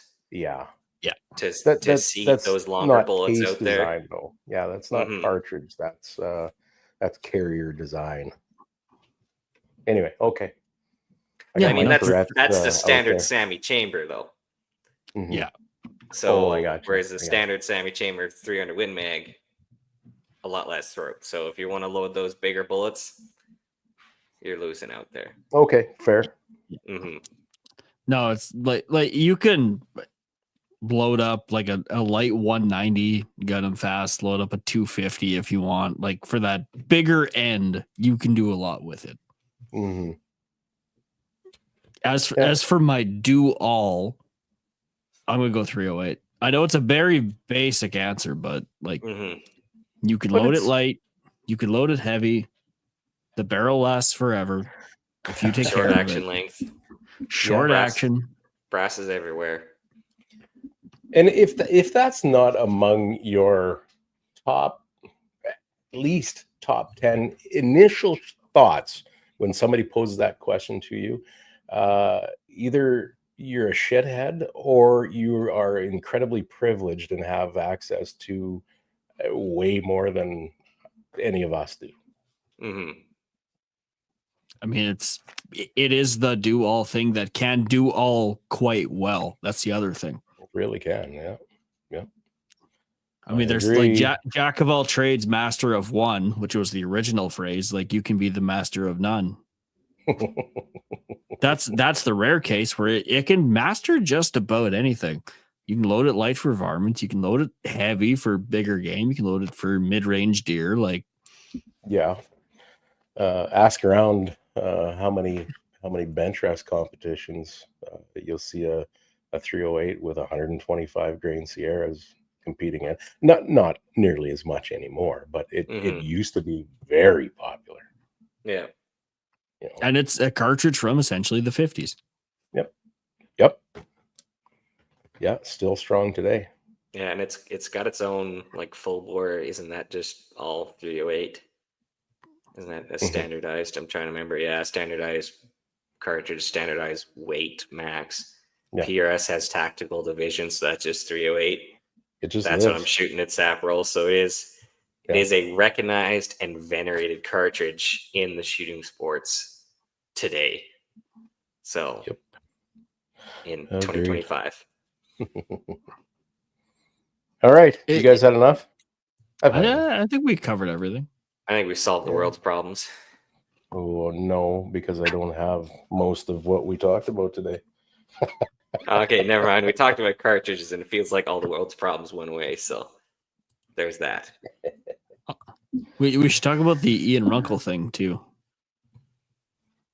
Okay, what about it? Ian Runkle thing. So for those that don't know, Ian Runkle, he's a Canadian criminal and defense firearms lawyer. You may have seen him on YouTube. He is going to go to the Supreme Court and basically say, hey, gun owners deserve proper legal process. And he is currently doing a give, send, go to raise money to pay for that because law ain't cheap. Yeah. So if you have a few extra kopecks, maybe give that a whirl. You can find him on Ian Runkle Firearms Lawyer on Ian Runkle Firearms and Criminal Defense on Facebook, and he has a post about doing that there, so you can check that out. Also, I do know, I recall one of the last Soapbox Guns episodes in reaction to the CCFR court ruling. Right. He noted that there was one description in the ruling that actually really lends itself to Ian's case. So hopefully the judges are on the same wavelength, and that's an indicator that this case could be successful due to the wording of that decision. So either way, people are fighting for us to own stuff. That's cool. So give, send, go. Procedural fairness for firearms owners on Give, Send, Go. Check that out. Excellent. Also, folks, if you are in the giving mood, we have a 338 Lapua up for raffle right now. Curtis Custom Action, IBI barrel, rifles refined custom laminated stock, and a Trigger Tech trigger on it. Entries are $20 each. You can find it if you go to Facebook, our Facebook page. Details are there. You can send EMT to info@bspodcast.ca and please leave your name, phone number, email address in the comments so that I can enter you into the draw. We're sitting at about 190 tickets sold right now. Check out our socials for further details, or email us if you want it straight from the rooster's mouth. Yeah, info@bspodcast.ca. Correct. And I can't win this one. None of us can. Sorry, boys. Yeah, I'm not allowed to enter. So everyone's odds just went up. Yukikazi, can you ship the rifle to the States? Yeah, you'd have to pay the import fees on that one. Yeah. I believe there's a tariff involved. Yeah. If you want to pay import fees and licensing and tariffs. Yeah, it's an 85% tariff, you Yankee scam. Also, I want to I want to shout out there a couple matches coming up our way. We have Sapril, of course, those in the Western Canada region know all about it. That's coming up at the last weekend of this month. And also Apex Rocky Mountain Challenge, the second annual PRS 2-day Pro Series qualifier match will be taking place July 12th to 13th, 2025. Register now. It's going to be nice and close to Calgary. A great range, great hosts, great amenities, air-conditioned Awesome shitters. Air conditioned. It is the home of the air-conditioned bathroom. Yes. We cannot stress that enough. We cannot stress that enough. Social event. It is going to be amazing. So the prize table, the sponsors are amazing. Were carbon credits purchased to run that air-conditioned bathroom facility? No, I believe it was run off a Honda.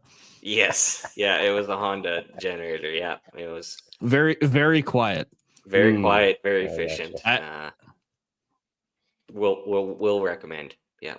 All right. And also coming up is the CRPS rimfire events at the Twisted Rooster Rifle Ranch. That would be this guy's place. Last weekend in June and the first weekend in July this year. Yeah. So that's down the road a ways, but it is coming up. And at the same time, I believe it's what's that one at Lumsden, just north of Regina, Saskatchewan. 306 Precision is hosting, I believe, the July 5th weekend. Okay, a qualifier PRS rimfire match. And the June 28th weekend is the King of 2-2. That's right. Someone's gonna hit 700 this year. I have a feeling. Oh yeah. You know what? It'll probably be Francis. that old battle axe. He's got nothing to do but shoot all day. Yes. And it reminds me, I gotta get a Twisted Rooster t-shirt made up for him. He's been begging me for 2 years now. I think he deserves I can't stand the look on his face anymore when I say, sorry, Francis, I got nothing for you. So I have a feeling someone's going to hit 700 this year, whether it's the one at your place or it's one of the any other King of 2-2s this year. I think someone's going to hit 700 this year. I'm just going to rent a small child and have him hide behind that 700 when I shoot, and just with a little brass hammer. Ding. Yeah. We don't condone that. Yeah, no. All it's right. a joke, people. You can't. Well, I just want to wrap it up here. Well, working the YouTube grind pays less than a solar farm in a blizzard. If you want to support the channel directly, head on over to storydknives.com or cdnprecision.com if you're out east to pick up one of our Gardner knives. We think this is one of the best survival type / everyday fixed blade knives available for a very reasonable cost. We're pretty proud of this guy. So please go have a look at that great knife. We're confident it'll be on your side for a lifetime. Check us out on the show at 8 on facebook.com/BS podcast and leave us a review to let us know how we're doing. If you like the content, please leave a like on the page and share. Email us with any questions you might have. We would love to hear from you. In closing, a massive thank you to all of our sponsors. Without you, we wouldn't have a show in the first place. Shane and Steve with EM Precision Rifles, Miles, Carey, and Cappy with Callsign 66, Duncan and Rob at Bolt Action Coffee, Phil Odell at Odell Engineering, Doug and Niza with Mark Scopes Canada, Vanya and Carly with Apex Optics, Oscar with Ribstone Gunsmithing, and J.R. Cox with Sterling Arms International. Thank you all in a measurable amount. Thank you for talking cartridges today. And if you're still with us, hit that like button right now for us, would you? Thank you. Bueno, muchachos. Buenos dias. But some of these bullets, as you saw, have an incendiary device on the tip of it, which is a heat-seeking device. What you just said is one of the most insanely idiotic things I have ever heard. Everyone in this room is now dumber for having listened to it. Welcome to your weekly dose of BS, the Ballistically Speaking podcast.